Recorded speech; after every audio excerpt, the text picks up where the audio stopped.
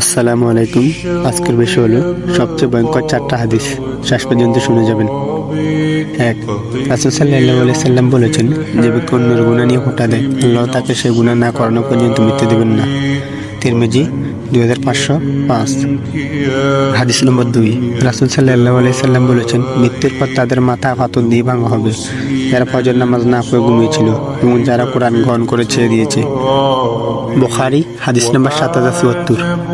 আল্লাহ তাআলা বলেন, তোমরা ওই দিনকে ভয় করো যেদিন তোমাদের মুখে তালা লাগিয়ে দেওয়া হবে আর তোমাদের হাত পা তোমাদের কৃতকর্মের সাক্ষী দেবে। সূরা ইয়াসিন আয়াত নম্বর 65।